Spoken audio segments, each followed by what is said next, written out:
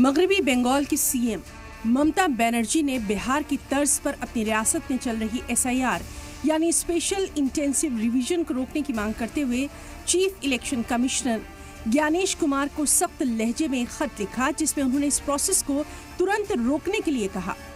ममता बनर्जी ने SIR process को जबरदस्ती थोपने वाली और खतरनाक बताया है।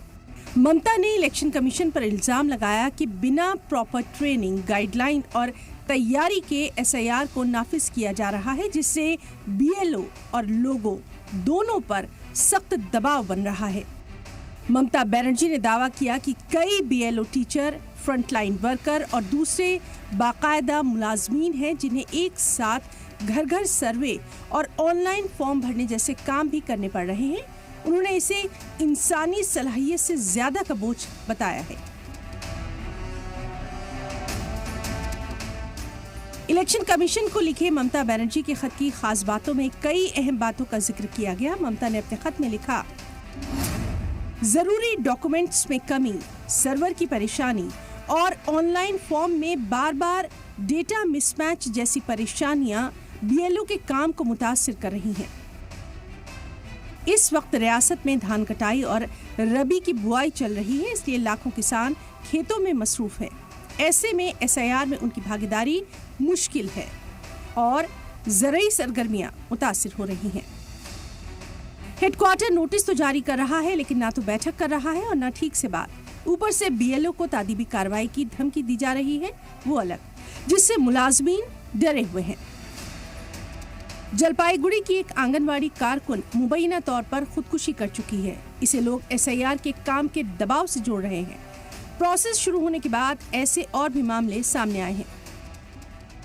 हालांकि बीजेपी ने ममता बनर्जी के इन इल्जामात को खारिज करते हुए दावा किया कि ज़ेर-ए-इक़्तिदार टीएमसी रियासत में कानूनी एसआईआर प्रोसेस को रोकने की कोशिश कर रही है।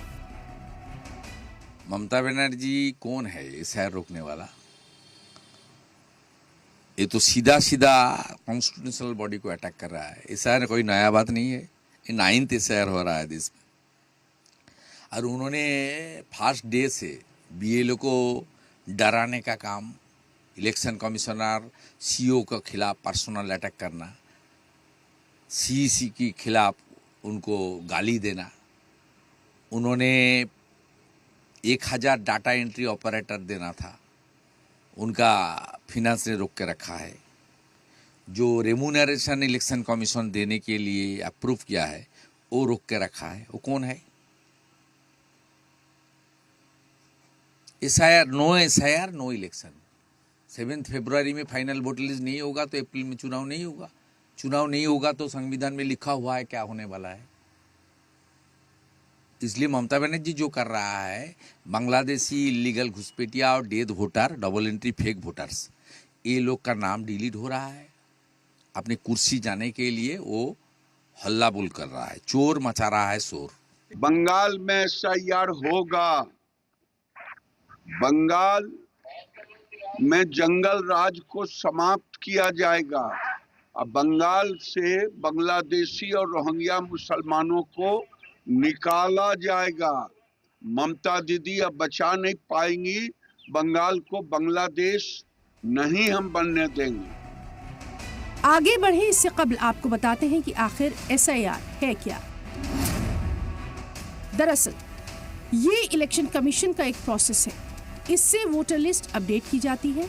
18 साल से ज्यादा के नए वोटर्स को जोड़ा जाता है। ऐसे लोग जिनकी मौत हो चुकी है या जो शिफ्ट हो चुके हैं, उनके नाम हटाए जाते हैं। वोटर लिस्ट में नाम, पते में हुई गलतियों को भी ठीक किया जाता है। बीएलओ घर घर जाकर खुद फॉर्म भरवाते हैं। इसका मकसद कोई भी वैलिड वोटर लिस्ट में ना छूटे और कोई भी इनवैलिड वोटर लिस्ट में शामिल ना हो। दरअसल बिहार में वोटर लिस्ट का एसआईआर यानी स्पेशल इंटेंसिव रिवीजन का काम पूरा होने के बाद इलेक्शन कमीशन ने मुल्क की 12 रियासतों में एसआईआर प्रोसेस शुरू करने का ऐलान अक्टूबर में कर दिया। कमीशन का कहना था कि वोटर लिस्ट में दोहराए गए नामों को हटाने और मौत हो चुके वोटर्स के नाम हटाने के लिए ऐसा किया जा रहा है। लगभग 7,64,000 बूथ लेवल एजेंट्स जो पार्टीज द्वारा नामित हैं वो इसमें अपना योगदान देंगे और लगभग 10,500 EROs, और लगभग 321 कलेक्टर्स। ये पूरी चुनावी कर्मियों की जो टीम है वो इस SIR की फेज 2 में कार्य करेगी और इसको सफल बनाएगी। उत्तर प्रदेश, मध्य प्रदेश, छत्तीसगढ़, मगरबी बंगाल, केरल, तमिलनाडु समेत 12 रियासतों और यूनियन टेरिटरी में SIR का काम जारी है। इलेक्शन कमीशन 12 रियासतों में SIR प्रोसेस करा रही है। उनमें से 4 रियासतों में 2026 में असेंबली इलेक्शन होने हैं, तो 2027 में 3 रियासतों में और 2028 में 3 रियासतों में चुनाव है। इस तरह से अगले 3 साल में इन सभी 10 रियासतों में चुनाव होने हैं। फर्जी वोटिंग समाप्त हो, ऐसा सभी राजनीतिक दल चुनाव के समय मांग करते हैं और जब चुनाव आयोग ने ऐसा कदम उठाया है तो कुछ राजनीतिक दल केवल विरोध उनको करना है, विरोध के लिए विरोध कर रहे हैं, जबकि सभी फ्री एंड फेयर चुनाव की मांग करते हैं। और ये तभी संभव है जब बूथों पे जो मतदाता सूची होगी वो पूरी तरह से सही होगी। SIR पूरी तरीके से पारदर्शिता के रूप में काम करने वाला एक नियम है, जिसके तहत आपकी जांच करी जाएगी और अगर आप जांच में सही होते हैं तो आपको वोट देने का अधिकार दिया जाएगा। ये विपक्ष की तरफ से फैलाए हुए अफवाह है कि उनके वोट काटे जा रहे हैं। जीत के लिए भारतीय जनता पार्टी की तरह धरातल पर उतर कर काम करना पड़ेगा और चुनाव आयोग का ये काम SIR बहुत ही सराहनीय काम है। जो नई निर्वाचन आयोग की सूची बन रही है, जैसे SIR कहा गया है, उसका हम सम्मान करते हैं। उससे सबसे बड़ा फायदा ये होगा, इस देश के अंदर जो फर्जी वोट डालते हैं एक तो वो बंद होंगे और जो बाहरी घुसपैठिए आ चुके हैं जिनके पास भी अपना दस्तावेज नहीं है, एक तो उनको पकड़ा जाएगा और यहाँ से बाहर निकाला जाएगा। साथ ही साथ जहाँ ममता बनर्जी इसका विरोध कर रही है, क्योंकि सबसे बड़ी पनाह तो वो देती है। इलेक्शन कमीशन के जरिए कराए जा रहे SIR प्रोसेस को लेकर अपोजिशन लगातार सवाल उठा रहा है।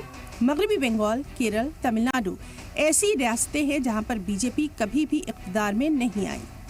बंगाल में TMC, केरल में लेफ्ट, तमिलनाडु में DMK ज़ेरे इख्तिदार है। ऐसे में बीजेपी की नजर इन रियासतों पर लंबे अरसे से है, लेकिन इख्तिदार में आने के उसके मंसूबे पूरे नहीं हो सके हैं।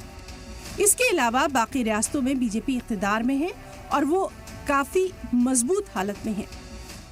जिस लूट की बुनियाद पर बिहार में सत्ता में आए थे और SIR के रूप में उन्होंने कहा था कि विदेशी नागरिकों को चिन्हित करके बिहार के मतदाता सूची से बाहर करेंगे, यह सबसे बड़ा एजेंडा था SIR का। और हम लोगों ने या बिहार का कोई भी आदमी सूचना इलेक्शन कमीशन से मांगा कि कितने बिहारी मतदाता सूची में पाए गए, तो इलेक्शन कमीशन का जवाब था 0। जब इतने बड़े राज्य में विदेशी मूल के लोग 0 हैं, उसी तरह का जो प्रोपेगेंडा अफवाह जो बंगाल के बारे में उठाया जा रहा है, ये गुजरात के नेताओं के द्वारा जो राजनीतिक जो परिदृश्य खड़ा किया गया है, ये तो टूल्स है। दीदी ने जो कहा है कि चिट्ठी लिखी है, उनकी ये चिंता सही है कि जैसे बिहार में हुआ वो बंगाल में भी हो सकता है। उनकी सोच ठीक है, उनको चाहिए कि वो पहले से अपना इंतजाम कर रही हैं, होशियारी भी कर रही हैं, वो ठीक है। वो पहले बिहार में होशियारी नहीं की तो आज वो 60 लाख वोट कटे मुसलमानों के, वहाँ कट के ये बंगाल में भी हो जाएगा। बंगाल में होगा तो ममता दीदी वो पहले से अपना इंतजाम कर रही है, होशियारी कर रही है, वो ठीक है। पहले से समझा दें, सब अपने अच्छे तरीके से ठीक कर ले तो अच्छा है, नहीं तो बिहार वाला वहाँ भी होगा।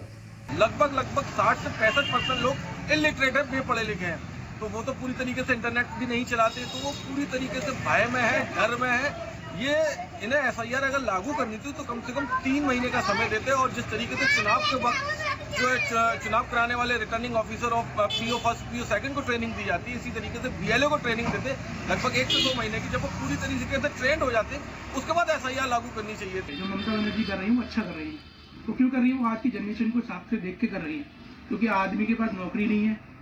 आपने ये अभियान चला दिया, इसमें आदमी भटक रहा है जब तो। मैं इस गली में रहता हूँ, BLO बैठा है 15 गली आगे, तो मैं क्या करूँगा? छुट्टी करूँगा अपने काम की, तब जाके वो काम करूँगा। उसमें भी वो फॉर्म गलत भरा जा रहा है, मैं भर के ले जा रहा हूँ, मुझे पता नहीं है, चलो मैं पढ़ के भर भी लूँगा, तो BLO बोलता है कि ये फॉर्म ही गलत है। जब मैं कहता हूँ आप भर दो, तो बोलता है कि मेरे पास टाइम नहीं है। अपोजिशन का इल्जाम है कि SIR मुहिम बीजेपी हामी वोटर्स को फायदा पहुंचाने के लिए माइनॉरिटी, SC, ST और खवातीन को निशाना बना रहा है। इसलिए TMC ने इस कदम को जमहूरियत के खिलाफ साजिश करार देते हुए सख्त रुख इख्तियार किया है।